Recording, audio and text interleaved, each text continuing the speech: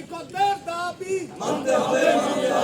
আজকে বাংলাদেশে যে মব জাস্টিসের নামে শিক্ষকদের অপমান অপদস্থ শুরু হয়েছে, আমরা তার বিরুদ্ধে রুখে দাঁড়াতে চাই। একজন শিক্ষক যদি অন্যায় করে অথবা কোনো অনৈতিক কার্যক্রমে জড়িত থাকে, তার জন্য নির্ধারিত সরকারি ব্যবস্থাপনা রয়েছে, সেখানে নালিশ করতে হবে। কিন্তু যে কোনো সময় কোনো অসভ্য বর্বর শিক্ষক নামে কলঙ্করা আমাদের ছাত্রদের উস্কে দিয়ে মব জাস্টিসের নামে আমাদের শিক্ষকদের অপমান করছে, অপদস্থ করছে, তার বিরুদ্ধেও আমরা দাঁড়াতে চাই। আজকের সম্মেলনে সেই সকল কথা বলতে চাই।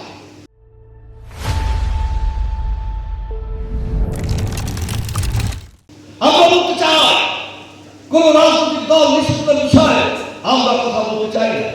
এটি কোর্ট করবে।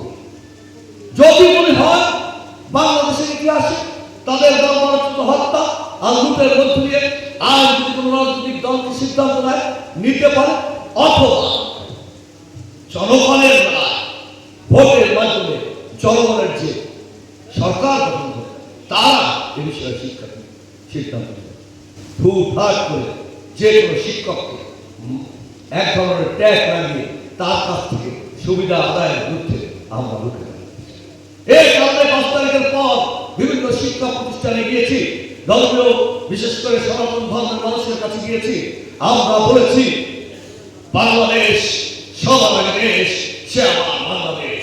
হিন্দু মুসলমান বৌদ্ধ খ্রিস্টান পাহাড়ি সাঁওতাল সকলে মিলে একটি দফায় যে দফা দেওয়া হয়েছে, একটি রেনবো ন্যাশনাল তৈরি করা হয়েছে।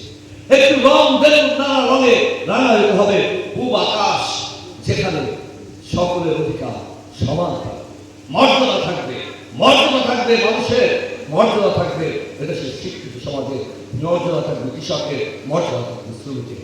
এখানে মব জাস্টিসের কোনো জাতির সুযোগ না। আমাদের দাবি শিক্ষকদের বৈষম্য মানতে হবে। বাড়ি ভাড়া শতভাগ দিতে হবে।